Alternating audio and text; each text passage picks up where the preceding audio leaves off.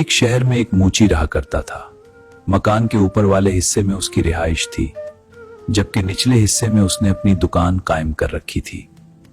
इसी दुकान के एक कोने में उसने नए जूते बनाने के औजार रखे हुए थे। ये औजार एक छोटी सी मेज पर बड़े सलीके से रखे होते थे। मूची दिन रात खूब मेहनत करता है, लेकिन उसके बावजूद उसे इतनी आमदनी ना होती कि वो खुशहाल जिंदगी गुजार सके। यहां तक कि एक वक्त ऐसा भी आया जब मूची की तमाम जमा पूंजी भी खत्म होने को थी। अब मूची बहुत परेशान हुआ और सोचने लगा, इस मर्तबा बिल अदा करने के बाद तो उसके पास नए जूते बनाने के लिए भी रकम नहीं बचेगी। मूची का दिल काम से उचाट हो गया। वो जो जूते बना रहा था उसका चमड़ा वहीं पड़ा छोड़कर उठा था और अपने रिहाइश वाले हिस्से की तरफ चला गया।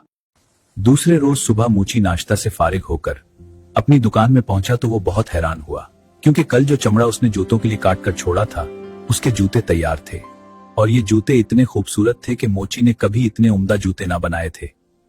मूची ने जोर जोर से अपनी बीवी को आवाजें देनी शुरू कर दी। बीवी ओ, देखो यहाँ, ये जूते खरीदो को यहाँ। आवाजें सुनकर उसकी बीवी दुकान में दाखिल हुई तो मूची ने पूछा, क्या ये इतने खूबसूरत जूते तुमने बनाए हैं? मूची की बीवी ने कहा, नहीं, मैं ऐसे अच्छे जूते कैसे बना सकती हूँ? मैंने तो पहले कभी जूते बनाए ही नहीं। मूची ने जूते उठाकर दुकान के दरवाजे के साथ बने हुए शोकेस में इस तरह रख दिए कि दुकान के बाहर से हर शख्स की नजर उन पर पड़ती थी। कुछ ही देर गुजरी थी कि एक आदमी ने आकर जूते खरीदने की ख्वाहिश जाहिर की। उसने मूची को जूतों की इतनी अच्छी कीमत दी कि मूची कभी सोच भी ना सकता था। अब मूची ने उस रकम से घर के लिए राशन खरीदा और मजीद जूतों के लिए चमड़ा भी खरीद लिया। खरीदारी से फारिग होकर मूची वापस आया तो शाम होने को थी। मूची की बीवी खाना बनाने की तैयारी करने लगी, जबकि मूची चमड़ा लेकर दुकान वाले हिस्से में आ गया था। मूची ने 2 जोड़े जूतों के लिए चमड़ा काटा। वो अभी उन्हें सीने के बारे में सोच रहा था कि उसकी बीवी ने आवाज देकर कहा, खाना तैयार है, आकर खाना खा लो, बाकी काम सुबह कर लेना। सुनकर मूची ने काटा हुआ चमड़ा अपने काम करने वाली मेज पर छोड़ा और रिहायशी हिस्से की तरफ आ गया।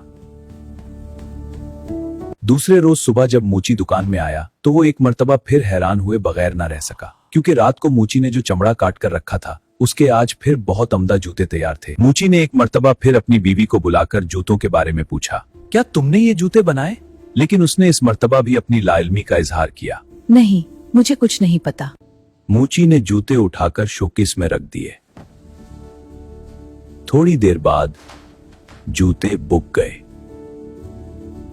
अब तो ये रोजाना का मामूल बन गया कि मूची चमड़ा काटकर दुकान में रखता है और सुबह उसे जूते तैयार मिलते हैं। और दिलचस्प बात यह है कि अपनी खूबसूरती की वजह से कुछ ही देर बाद ये जूते फरोख्त हो जाते हैं। मूची और उसकी बीवी अब काफी खुशहाल जिंदगी गुजार रहे थे। एक दिन मूची की बीवी ने कहा, मालूम तो करना चाहिए कि रात को कौन हमारे लिए जूते बनाकर जाता है। आज रात को हम दुकान की निगरानी करेंगे और देखेंगे कि कौन ऐसा मेहरबान है जो रोजाना हमारे लिए काम करता है। मूची और उसकी बीवी शाम होते ही कटा हुआ चमड़ा काम करने वाली मेज पर छोड़कर दुकान में रखी एक बड़ी सी अलमारी के अंदर छुपकर बैठ गए और थोड़ा सा दरवाजा खोलकर दुकान में झांकने लगे। आधी रात के वक्त आतिशदान की चमनी में कुछ आवाजें आती महसूस हुई। थोड़ी देर बाद उन्होंने देखा कि 2 खूबसूरत नन्ही मनी परियां हवा में तैरती हुई चमनी के जरिए दुकान में दाखिल हुई और काम करने वाली मेज के पास रखे स्टूल पर बैठकर उन्होंने जूते सीने का काम शुरू कर दिया। सुबह होने से कुछ देर कबल जूते के दोनों जोड़े तैयार हो चुके थे। खूबसूरत जूते मेज पर उसी तरह छोड़कर दोनों नन्ही प्रियां हवा में उड़ती हुई वापस चली गईं। मूची ने अपनी बीवी से कहा, बहुत दिनों से ये नन्ही परियां हमें अच्छे अच्छे जूते बनाकर दे रही हैं। मेरा ख्याल है हम भी उन्हें कोई तोहफा देने। मूची की बीवी बोली, दोनों परियां नंगे पांव थीं और उनके कपड़े भी आम से थे। शायद उन्हें इन कपड़ों में सर्दी लगती हो। क्यों ना मैं इन दोनों के लिए कपड़े बना दूं के। मूची ने भी बीवी की हाँ में हाँ मिलाई। इसी दिन मूची की बीवी ने दोनों परियों के लिए बेहतरीन गर्म जैकेटें तैयार की और साथ ही 2 जोड़े छोटे छोटे खूबसूरत जिराबों के जूते भी बनाए। अब वो दोनों परियां बहुत खुश थीं। खुशी से दोनों परियां झूमती रहीं और फिर हवा में तैरती हुई चमनी के रास्ते दुकान से बाहर निकल गईं। अब वो दोनों परियां बहुत खुश थीं। खुशी से दोनों परियां झूमती रहीं और फिर हवा में तैरती हुई चमनी के रास्ते दुकान से बाहर निकल गईं। उसके बाद वो कभी दुकान में काम करने ना आए। मोची ने जूते बनाने का काम जारी रखा, जो कि उम्दा और खूबसूरत होते थे, और वो पूरे इलाके में बहुत अमीर और मशहूर हो गया था। लेकिन कोई भी अपने जूतों का नन्ही परियों के बनाए हुए नर्म और नाजुक जूतों से मुवाजना ना कर सका।